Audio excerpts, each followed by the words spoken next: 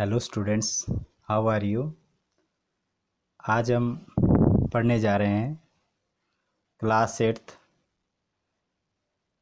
NCERT book हमारे अतीत का फर्स्ट चैप्टर कैसे, कब और कहाँ। यह सब्जेक्ट सोशल साइंस से है। चलिए शुरू करते हैं। तारीखें कितनी महत्वपूर्ण होती हैं। एक वक्त था जब इतिहासकार तारीखों के जादू में ही खोए रहते थे। कब किस राजा की ताजपोशी हुई, कब कौन सा युद्ध हुआ, इन्हीं तारीखों पर गर्मा गर्म बहसें चलती थीं। आम समझ के हिसाब से इतिहास को तारीखों का पर्याय माना जाता था। आपने भी लोगों को यह कहते हुए सुना होगा, इतिहास तो बहुत उबाऊ है भाई, बस तारीखें रटते चले जाओ। क्या इतिहास के बारे में यह धारणा सही है? तो विद्यार्थियों, मैं आपको कहना चाहूँगा कि यह धारणा बिल्कुल सही नहीं है। इतिहास में हमें कई तरह के राजनीतिक, सांस्कृतिक, सामाजिक, आर्थिक बदलाव देखने को मिलते हैं। इसमें कोई शक नहीं कि इतिहास अलग अलग समय पर आने वाले बदलावों के बारे में ही होता है। इसका संबंध इस बात से है कि अतीत में चीज़ें किस तरह की थीं और उनमें क्या बदलाव आए। जैसे ही हम अतीत और वर्तमान की तुलना करते हैं, हम उस समय का जिक्र करने लगते हैं, हम पहले और बाद में की बात करने लगते हैं। तो घर में आपने अपने बड़े बुजुर्गों को यह अक्सर कहते हुए सुना होगा। यह आप पिक्चर यहाँ पर देख रहे हैं, तस्वीर ब्राह्मण ब्रिटेनिया को शास्त्र भेंट कर रहे हैं। तो जेम्स रेनेल द्वारा तैयार किया गया चित्र है, पहले नक्शे का आवरण चित्र 1782 का, जब ब्रिटिश भारत के ऊपर शासन करते थे। रोज़मर्रा की ज़िंदगी में हम अपने आसपास की चीज़ों पर हमेशा ऐतिहासिक सवाल नहीं उठाते। हम चीज़ों को स्वाभाविक मानकर चलते हैं, मानो जो कुछ हमें दिखाई दे रहा है वह हमेशा से ऐसा ही रहा हो। तो आपके आसपास जो भी चीज़ हैं, हो सकता है एक जैसी हो, पहले से जैसी है, लेकिन हो सकता है कि आपके आसपास वातावरण थोड़ा चेंज हो रहा है, नए घर बन रहे हैं, नई सड़क बन रही है, नया रास्ता बन रहा है। तो ये परिवर्तन जो है होते रहते हैं। लेकिन हम सब के सामने कभी कभी अचंभे के क्षण भी आते हैं। कई बार हम उत्सुक हो जाते हैं और ऐसे सवाल पूछते हैं जो वाकई ऐतिहासिक होते हैं। किसी व्यक्ति को सड़क किनारे चाय के घूंट भरते देखकर आपने इस बात पर हैरानी जताई होगी कि चाय या कॉफ़ी पीने का चलन शुरू कब हुआ होगा। इस सवाल मन में आता होगा। रेलगाड़ी की खिड़की से बाहर झांकते हुए आपके जहन में यह सवाल उठ सकता है कि रेलवे का निर्माण कब हुआ। रेलगाड़ी के आने से पहले लोग दूर दूर की यात्रा किस तरह कर पाते थे। सुबह सुबह अखबार पढ़ते हुए आप यह जानने के लिए उत्सुक हो सकते हैं कि जिस ज़माने में अखबार नहीं छपते थे, तो उसमें लोगों को चीज़ों की जानकारी कैसे मिलती थी। रोशनी नहीं होती थी, बल्ब नहीं होते थे, तो पहले किस तरह से बच्चे पढ़ते थे, किस तरह से घरों में रोशनी होती थी, किस तरह से लोग जो हैं यात्राएं करते थे, किस तरह से कोई काम करते थे जो आज हो रहे हैं। आज आप सोचिए, अगर आप देखें कि आजकल हर घर में मोबाइल हैं, हर बच्चे के हाथ में, या जितने भी हमारे परिवार हैं, परिवार में लगभग हर मेंबर के पास जो है अपना अपना मोबाइल है। लेकिन अगर 20 साल पहले की बात की जाए तो ऐसा बिल्कुल नहीं था, और 30-40 साल पहले की बात की जाए तो स्थिति और भी बिल्कुल और थी। लैंडलाइन फ़ोन हुआ करते थे। ये सारे ऐतिहासिक सवाल हमें समय के बारे में सोचने के लिए प्रेरित कर देते हैं। समय को हमेशा साल या महीनों के पैमाने पर ही नहीं देखा जा सकता।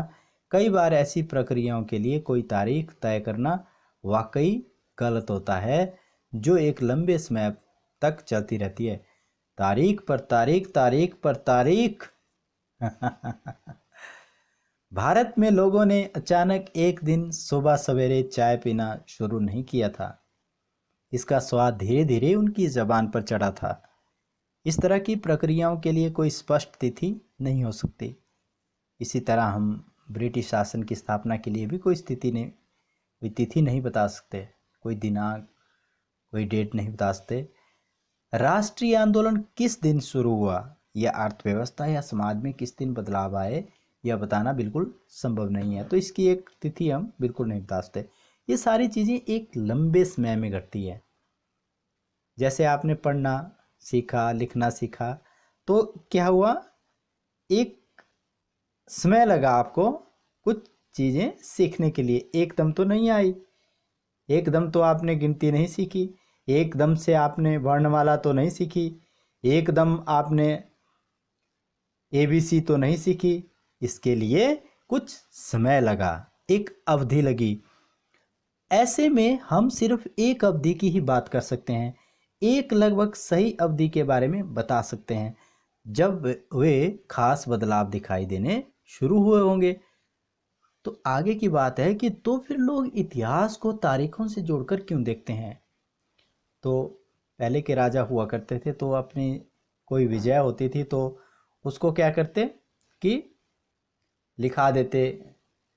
जो लिखने में माहिर होते थे और उनसे अभिलेख वगैरह लिखा देते, पांडुलिपियाँ बनवा देते कि ऐसी ऐसी विजय जो है राजा की हुई, राजा के घर बच्चा पैदा हुआ, उसकी शादी हुई, तो उसने कौन सी लड़ाइयाँ लड़ी। तो इस तरह से वो मतलब एक जो उनके लिए जो ये जो ऐतिहासिक होती थी उसका ब्यौरा रख देते थे।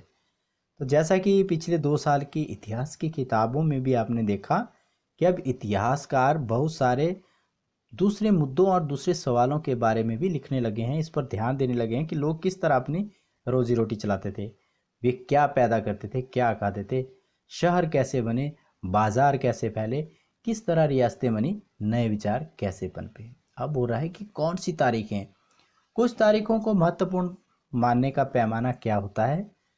हम जो तारीखें चुनते हैं, उन जिन तारीखों के इर्द गिर्द हम अतीत की कहानी बुनते हैं, वे अपने आप में महत्वपूर्ण नहीं होती।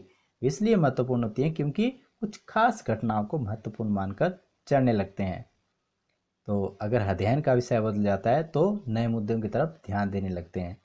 तो जैसे आप पहले प्राइमरी क्लासेज में थे तो आपके लिए प्राइमरी पास करना मुख्य उद्देश्य था, आपके लिए महत्वपूर्ण था कि प्राइमरी पास हो। तो अब आपके लिए मुख्य उद्देश्य क्या है, अपर प्राइमरी पास करना। तो इसीलिए समय के साथ साथ आपके अंदर जो है परिवर्तन होते रहेंगे, आप नई नई उपलब्धियां हासिल करते रहेंगे। एक उदाहरण पर विचार कीजिए। भारत में ब्रिटिश इतिहासकारों ने जो इतिहास लिखे उनमें गवर्नर जनरल का शासनकाल महत्वपूर्ण है। अब गवर्नर जनरल आप बोलेंगे ये कौन होते हैं। अब ये ब्रिटिश शासन के समय की बातें हैं। ये इतिहास प्रथम गवर्नर जनरल वॉरेन हेस्टिंग्स के शासन से शुरू होते हैं। आखिरी वायसराय जो थे वो कौन थे, लॉर्ड माउंटबेटन के साथ ख़त्म होते हैं। अलग अलग अध्याय में हम क्या पढ़ेंगे, दूसरे गवर्नर जनरलों, हेस्टिंग्स, वेलेजली, आपके Bentinck, Dalhousie, Canning, Lawrence, Lytton, Ripon, Curzon, Hardinge, Irwin के बारे में भी पढ़ते हैं। इस इतिहास में गवर्नर जनरलों और वायसरायों का कभी न ख़त्म होने वाला सिलसिला ही छाया रहता था। तो इतिहास की इन किताबों में सारी तारीखों का महत्व इन अधिकारियों, इनकी गतिविधियों, नीतियों, उपलब्धियों के आधार पर ही तय होता था। तो मानो इन लोगों के जीवन के बाहर कोई ऐसी चीज़ नहीं थी जो जिसे जानना महत्वपूर्ण था। तो इन लोगों के जीवन का क्रम ब्रिटिश भारत के इतिहास में अलग अलग अध्यायों का विषय बन जाता था। अब ये वॉरेन हेस्टिंग्स है जो कि 1773 में भारत के पहले गवर्नर जनरल बने थे। इनकी तस्वीर जो है दी गई है, आप इनके बैठने के अंदाज से ही पता लगा सकते हैं कि कितने रौबदार ये अंग्रेज हुआ करते थे। क्या हम इसी दौर के इतिहास को अलग अलग ढंग से नहीं लिख सकते? गवर्नर जनरलों के इतिहास के चौखट्टे में हम भारतीय इतिहास के विभिन्न समूह और वर्गों की गतिविधियों पर किस तरह ध्यान दे सकते हैं?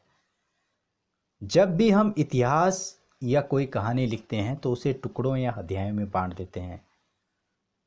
तो टुकड़ों और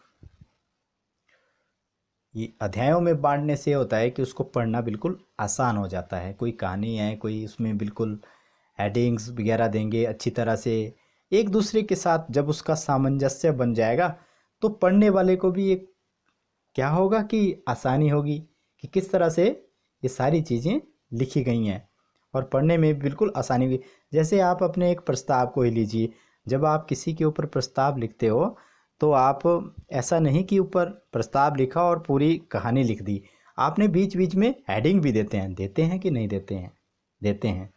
तो उसमें क्या होता है कि जो उसको चेक कर रहे होते हैं जो टीचर्स, उनको भी आसानी होती है कि नहीं, जैसे आपने हेडिंग दिया तो मुख्य रूप से ये बात है, तो ये आपने वर्णन किया होगा या किया है। तो उसी तरह से ये भी एक इतिहास लिखना हो तो उसमें अध्याय और टुकड़ों में बांट दिया जाता है। जाहिर है हमें अपने इतिहास का एक अलग खाका भी बनाना पड़ेगा। इसका मतलब है कि अब तक जिन तिथियों को महत्व दिया जा रहा था वे महत्वपूर्ण नहीं रहेंगी, हमारे लिए नई तिथियां महत्वपूर्ण हो जाएंगी। तो गवर्नर जनरलों की बात हो रही थी कि उनके लिए अपनी उपलब्धियां जरूरी थी, लेकिन दूसरे भारतीय लोग कैसे हैं, क्या करते हैं, उनके लिए इतना महत्वपूर्ण नहीं था। उम अब बात आई अवधियों की कि अवधियां कैसे तय की जाती हैं। 1817 में क्या है, स्कॉटलैंड के अर्थशास्त्री थे एक राजनीतिक दार्शनिक जेम्स मिल, उन्होंने 3 विशाल खंडों में history of British east India company, British India, सिर्फ ब्रिटिश इंडिया नामक एक किताब लिखी। इस किताब में उन्होंने भारत के इतिहास को हिंदू, मुस्लिम और ब्रिटिश 3 कालखंडों में बांटा। अब उन्होंने अपने समय के हिसाब से पुस्तक लिखी, तो क्या आपको लग रहा है कि उसमें कोई समस्या है? इतिहास को हम अलग अलग कालखंडों में बांटने की कोशिश क्यों करते हैं? इसकी वजह यह भी है कि हम आम एक दौर की खासियतों, उसके केंद्रीय तत्वों को पकड़ने की कोशिश करते हैं। इसलिए ऐसे शब्द महत्वपूर्ण हो जाते हैं जिनके सहारे हम समय को बांटते हैं। ये शब्द कैसे होते हैं? अतीत के बारे में हमारे विचारों को दर्शाते हैं। वे हमें ये भी बताते हैं कि एक अवधि से दूसरी अवधि के बीच आए बदलावों का क्या महत्व होता है। मिल को ये लगता था, जो कि स्कॉटलैंड के थे, क्या थे? अर्थशास्त्री, राजनीतिक दार्शनिक। तो उनको लगता था कि जो एशियाई समाज है वो, उसकी सभ्यता यूरोप से काफ़ी पीछे है। तो इतिहास की समझदारी भी उनके बस की बात नहीं थी। हिंदू और मुसलमान तानाशाहों का ही राज चलता था। यहाँ केवल धार्मिक वैर, जातिगत बंधन, अंधविश्वासों का ही बोलबाला था। तो मिल की राय में ब्रिटिश शासन भारत को सभ्यता की राह पर ले जा सकता था। इस काम के लिए ज़रूरी था कि भारत में यूरोपीय शिष्टाचार, कला, संस्थानों और कानूनों को लागू किया जाए। मिल ने तो यहाँ तक भी सुझाव दे दिया कि अंग्रेज़ों को भारत के सारे भूभाग पर कब्जा कर लेना चाहिए ताकि भारतीय जनता को ज्ञान और सुखी जीवन प्रदान किया जा सके। उनका मानना था कि अंग्रेज़ों की मदद के बिना हिंदुस्तान प्रगति नहीं कर सकता। अब इस बात को तो नकारा नहीं जा सकता क्योंकि कुरीतियाँ भी बहुत सारी थीं, इसमें कोई दो राय नहीं है, लेकिन उनके मन में भी थोड़ा लालच था। अब उन्होंने क्या बोला कि पूरे भूभाग पर कब्जा कर लेना। इतिहास की इस धारणा में अंग्रेजी शासन प्रगति और सभ्यता का प्रतीक था। अंग्रेजी शासन से पहले सारा अंधकार का दौर था। क्या इस तरह की धारणा को स्वीकारा जा सकता है?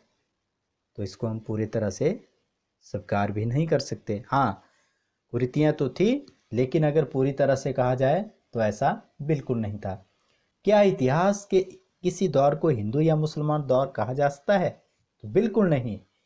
तो कई तरह के धर्म जो है एक साथ नहीं चलते थे। किसी युग को केवल उस समय के शासकों के धर्म के हिसाब से तय करने की जरूरत क्या है? अगर हम ऐसा करते हैं तो इसका मतलब यह कहना चाहते हैं कि औरों के जीवन और तौर तरीकों का कोई महत्व नहीं होता। हमें ये भी याद रखना चाहिए कि प्राचीन भारत में सारे शासकों का भी एक धर्म नहीं होता था। हमारे जो धर्म रहे हैं भारतवर्ष में, कई धर्मों के लोग यहाँ पर रहते हैं। हिंदू, मुस्लिम, सिख, ईसाई, बौद्ध, जैन, पारसी, कई धर्मों के लोग जो है मिलकर रहते हैं। तो इस तरह से एक पुस्तक लिखते नहीं, वो भी थोड़ी उसमें भी समस्या थी। अंग्रेजों द्वारा सुझाए गए वर्गीकरण से हटकर तो इतिहासकार भारतीय इतिहास को आमतौर पर कैसे देखते हैं? प्राचीन, मध्यकालीन और आधुनिक काल में बांटकर देखते हैं। तो आजकल भी ऐसा ही है। इस विभाजन की भी अपनी समस्याएं हैं। तो आप बोलते हैं कि इसके भी समस्याएं हैं। तो क्या है? इतिहास को न खंडों में बांटने की यह समझ भी पश्चिम से आई है। पश्चिम यूरोप की बात कर रहे हैं, इंग्लैंड वगैरह की बात कर रहे हैं। तो पश्चिम में आधुनिक काल को विज्ञान, तर्क, लोकतंत्र, मुक्ति और समानता जैसी आधुनिकता की जो फॉरेन कंट्रीज हैं कुछ हमारी पश्चिम की तरफ, उनकी बातों की तरफ ये इशारा कर रहे हैं। तो कुछ बोलते हैं कि भाई पश्चिम से आया हुआ है, ये पश्चिम से ये चीज़ें जो है लोगों ने सीखी हैं भारतीयों ने। लेकिन ऐसा नहीं है। तो पश्चिम के जो जो विदेश के लोग हैं, विदेशी लोग हैं, उनकी जो कई काम करने की क्षमताएं हैं, हो सकता है कि वो हमसे ज़्यादा हों। हो सकता है कि उनका सोचने समझने का तरीका कुछ अलग हो। तो हमें क्या करना चाहिए कि उनकी अच्छी चीज़ें ग्रहण कर लो। अगर आपको कोई चीज़ बुरी लगती है तो उसको नहीं लो। पश्चिम में आधुनिक काल को विज्ञान, तर्क, लोकतंत्र, मुक्ति और समानता जैसी आधुनिकता की ताकतों के विकास का युग माना जाता है। उनके लिए मध्यकालीन समाज में वे समाज थे जहां आधुनिक समाज की ये विशेषताएं बिल्कुल नहीं थी। क्या हम अपने अध्ययन के लिए आधुनिक काल की इस अवधारणा को बिना सोचे विचारे ऐसे ही अपना सकते हैं? जैसा कि आप इस किताब में आगे पढ़ेंगे, अंग्रेजों के शासन में लोगों के पास समानता, स्वतंत्रता या मुक्ति बिल्कुल नहीं थी। न ही यह आर्थिक विकास और प्रगति का दौर था। तो इसको कहते थे औपनिवेशिक युग। तो ये औपनिवेशिक क्या होता है? तो इसमें आप पढ़ेंगे कि किस तरह अंग्रेजों ने हमारे देश को जीता, स्थानीय नवाबों और राजाओं को दबाकर अपना शासन स्थापित किया। तो किस तरह क्यों किया उन्होंने? क्योंकि जो हमारे जो राजा लोग थे वो आपस में बैर रखते थे, एक दूसरे के साथ लड़ते रहते थे। तो इस बात का फायदा जो है अंग्रेजों ने उठा लिया। तो नवाब बंगाल में हुआ करते थे, निजाम हैदराबाद में हुआ करते थे, राजा तो अलग अलग रियासतों में हुआ करते थे, जैसा कि आपको पता है। आप देखेंगे कि किस तरह उन्होंने अर्थव्यवस्था व समाज पर नियंत्रण स्थापित किया। आपने सारे खर्चों को निपटाने के लिए राजस्व वसूल किया। अपनी ज़रूरत को की चीज़ों को हासिल करने के लिए सस्ती कीमत पर उन्होंने खरीदा। अपनी ज़रूरत की चीज़ों को सस्ती कम कीमत पर खरीदा, निर्यात के लिए महत्वपूर्ण फसलों की खेती कराई। और इन सारी कोशिशों के कारण क्या बदलाव आए? आप ये भी जानेंगे कि ब्रिटिश शासन के कारण यहाँ की मूल्य, मान्यताओं और पसंद नापसंद, रीति रिवाज और तौर तरीकों में क्या बदलाव आए। जब एक देश पर दूसरे देश के दबदबे से इस तरह के राजनीतिक, आर्थिक, सामाजिक एवं सांस्कृतिक बदलाव आते हैं तो इस प्रक्रिया को औपनिवेशिकरण कहा जाता है। ये किसके कारण हो रहा है? जब एक देश दूसरे देश पर दबदबा बना रहा हो। तो ये बदलाव आते हैं, उस बदलाव की प्रक्रिया को औपनिवेशीकरण कहा जाता है। लेकिन जल्दी आप ये भी समझ जाएंगे कि सारे वर्ग और समूह इन बदलावों को एक ही ढंग से अनुभव नहीं कर रहे थे। इसलिए इस किताब को हमारे अतीत यानी कई अतीतों पर केंद्रित नाम दिया गया था। अब ऐसा हो नहीं सकता कि केवल एक ही पास्ट भारतवर्ष का हो, अलग अलग प्रकार के पास्ट रहे हैं। तो अतीत से भरा हुआ है भारतवर्ष। हम किस तरह जानते हैं? भारतीय इतिहास के पिछले 250 साल का इतिहास देखने के लिए इतिहासकार कौन से स्रोतों का इस्तेमाल करते हैं? प्रशासन अभिलेख तैयार करता है। अंग्रेजी शासन द्वारा तैयार किए गए सरकारी रिकॉर्ड इतिहासकारों का एक महत्वपूर्ण साधन होते हैं। अंग्रेजों की मान्यता थी कि चीज़ों को लिखना बहुत ही महत्वपूर्ण होता है। उनके लिए हर निर्देश, हर योजना, नीतिगत फैसले, सहमति, जांच को साफ साफ लिखना जरूरी होता था। ऐसा करने के लिए चीज़ों को अच्छी तरह अध्ययन उनका किया जाता था, उन पर वाद विवाद किया जाता था। इस समझदारी के चलते ज्ञापन, टिप्पणी और प्रतिवेदन पर आधारित शासन की संस्कृति पैदा हुई। अब आप अपना एक उदाहरण ले लो। अगर आप पूरे साल नोट्स नहीं बनाएंगे, जैसा आपको पता है कि कोविड-19 के कारण पढ़ाई ऑनलाइन हो रही है, ऑनलाइन वीडियोज़ आपको भेजी जा रही हैं, वर्कशीट्स भेजी जा रही है, जहां आपको समस्याएं आ रही है उस समस्या को सॉल्व करके भेजा जा रहा है। तो आपका भी एक दायित्व तो बनता है कि आप उनके अच्छी तरह से नोट्स बनाएं, वर्कशीट्स को अच्छी तरह से लिखें, और जब आपके एग्ज़ाम हो आप उससे पढ़कर पहले पढ़ाई कर। मैं ये नहीं कह रहा हूँ कि आप पेपरों में उन नोट्स को ले जाएं। अगर आप पहले पढ़ाई करेंगे, अच्छी तरह से उनका स्मरण करेंगे, तभी आप कुछ लिख पाएंगे। इसलिए ये भी एक ज़रूरी चीज़ है। तो इस तरह से अगर आप देखेंगे कि जितने भी हमारे ऑफिसेज हैं, जितने भी हमारे गवर्नमेंट प्राइवेट दफ्तर होते हैं, तो वहाँ भी सारे रिकॉर्ड जो है रखे जाते हैं। अंग्रेज़ों को ये भी लगता था कि तमाम अहम दस्तावेज़ों और पत्रों को संभाल कर रखना बिल्कुल ज़रूरी होता है। लिहाजा उन्होंने सभी शासकीय संस्थानों में अभिलेख कक्ष भी बनवा लिए थे। तहसील के दफ्तर, कलेक्ट्रेट, कमिश्नर के दफ्तर, प्रांतीय सचिवालय, स्टेट सेक्रेटरीट, ये हमारा जो सेक्रेटरीट है कहाँ है? शिमला में। कचहरी कोर्ट, सबके अपने रिकॉर्ड रूम होते थे। महत्वपूर्ण दस्तावेजों को बचाकर रखने के लिए अभिलेखागार, आर्काइव और संग्रहालय जैसे संस्थान भी बनाए गए।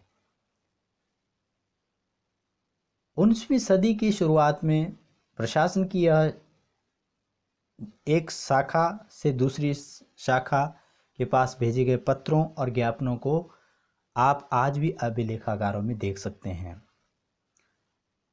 वहां आप जिला अधिकारियों द्वारा तैयार किए गए नोट्स और रिपोर्ट पढ़ सकते हैं, या ऊपर बैठे अफसरों द्वारा प्रांतीय या स्टेट अधिकारियों को भेजे गए निर्देश और सुझाव देख सकते हैं।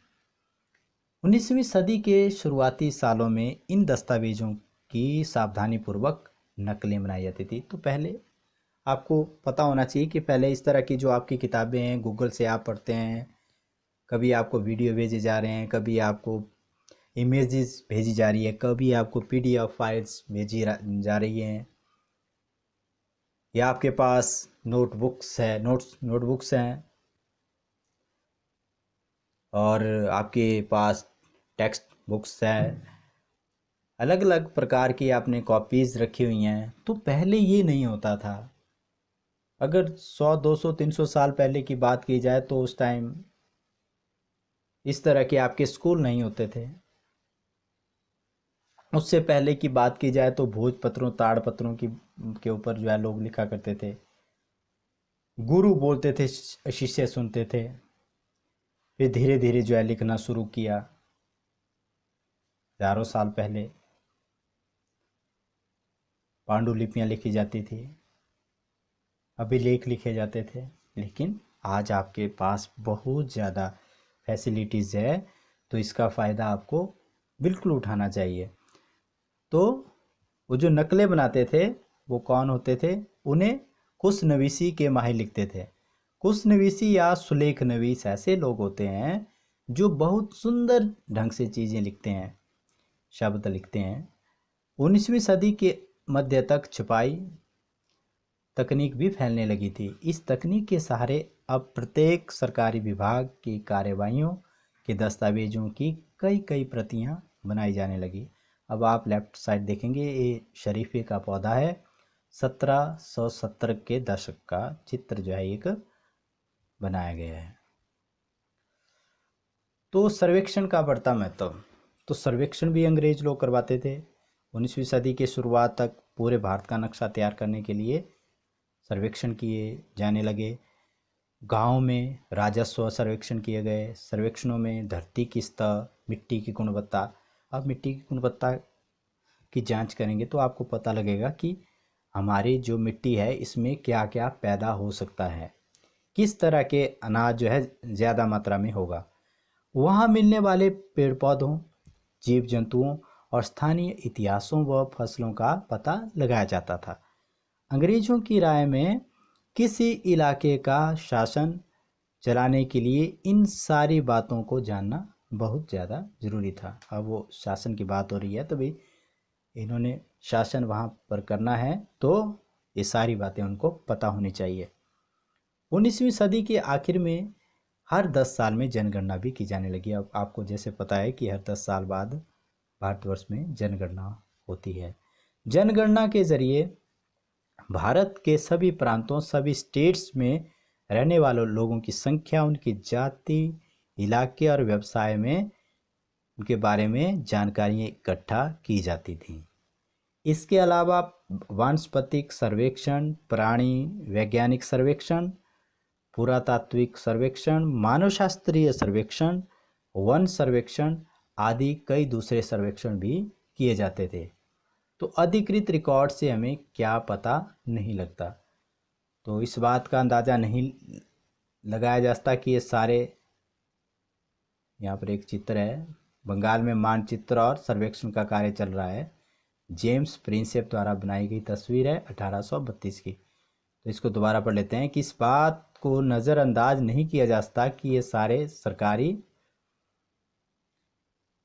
रिकॉर्ड हैं। इनमें हमें यही पता चलता है कि सरकारी अफसर क्या सोचते हैं, उनकी दिलचस्पी किन चीज़ों में है। इन रिकॉर्ड से हमें जानने में मदद नहीं मिलती कि देश के दूसरे लोग क्या महसूस करते हैं।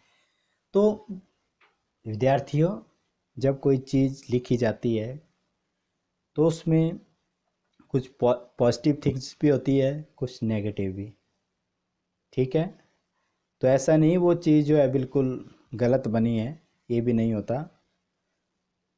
नेगेटिव पहलू और पॉजिटिव पहलू होना आम बात है। 1857 के विद्रोही लोग हैं ये लोग, आप जो है देख रहे हैं, ये भारत का पहला स्वतंत्रता संग्राम हुआ था अंग्रेज़ों के विरुद्ध। और उसके बाद जो है 15 अगस्त 1947 को भारतवर्ष आज़ाद हुआ था। ये पहला स्वतंत्रता संग्राम था। आप इसमें देख रहे हैं भारतीय हैं जो अंग्रेज़ों के विरुद्ध लड़ रहे हैं। इन बातों को जानने के लिए हमें कहीं और देखना होगा। जब हम ऐसे दूसरे स्रोतों की तलाश में निकलते हैं तो उनकी भी कोई कमी नहीं रहती, लेकिन सरकारी रिकॉर्ड्स के मुकाबले उन्हें ढूंढना ज़रा मुश्किल साबित होगा। इसलिए ऐसे क्या है, जैसे डायरियाँ, तीर्थ यात्राओं, यात्रियों के संस्मरण, महत्वपूर्ण लोगों की आत्मकथाएं, स्थानीय बाज़ारों में बिकने वाली लोकप्रिय पुस्तिकाएं महत्वपूर्ण हो जाती हैं। जैसे जैसे छपाई की तकनीक फैलने लगी, अखबार छपने लगे, विभिन्न मुद्दों पर जनता में बहस होने लगी। नेताओं और सुधारकों ने अपने विचारों को फैलाने के लिए लिखा। कवियों और उपन्यासकारों ने अपनी भावनाओं को व्यक्त करने के लिए भी लिखा। तो विद्यार्थियों, अगर आप भी सोचते हैं कि मेरे बारे में कुछ लोग जाने, या मैं कुछ अपने तरीके से कुछ लिखूं और लोग उस बात को जाने, तो आप क्या कर सकते हैं, एक दैनिक डायरी लगा सकते हैं। तो मैं ये नहीं कह रहा हूँ कि आप अपने माता पिता पर जोर ज़बरदस्ती कीजिए कि हमें डायरी चाहिए। आप डायरी कोई अच्छे कागज वाली कोई कॉपी भी बना सकते हैं, जिसका अच्छा सा कागज हो। तो उसमें आप दैनिक कार्य जो आप कर रहे हैं उसका वर्णन जो है आप अपनी डायरी में कर सकते हैं रोज़। उससे क्या होगा कि आप अगर 6 महीने या 8 महीने या 1 साल बाद अपनी पिछली डायरी आप देखेंगे तो आपको बड़ा ही सुकून मिलेगा। हो सकता है कि आपको कोई पुराना किस्सा याद आ जाए। अगर कोई ऐसा खास किस्सा आपके जीवन में आया या आपने कोई नई बात सीखी, तो उस बात को आप अंडरलाइन कर सकते हो। तो आपको ये संस्मरण रहेगा कि ये इस दिन मैंने इस तरह की एक कोई बात सीखी जो जीवन जीने के लिए काफ़ी महत्वपूर्ण है। चलिए आगे बढ़ते हैं। लेकिन ये सारे स्रोत उन लोगों ने रचे हैं जो पढ़ना लिखना नहीं जानते थे। इनसे हमें यह पता नहीं लगता कि आदिवासी किसान, खदानों में काम करने वाले मजदूर या सड़कों पर जिंदगी गुजारने वाले गरीब किस तरह से अनुभवों से गुजर रहे थे। अगर हम थोड़ी और कोशिश करें तो हम इस बारे में भी जान सकते हैं। जैसे जैसे आप इस किताब के बारे में आगे पढ़ेंगे, आपको यह बात समझ आने लगेगी। तो विद्यार्थियों, इस तरह से हमारा जो चैप्टर है वो ख़त्म होता है। Thank you so much for watching my video.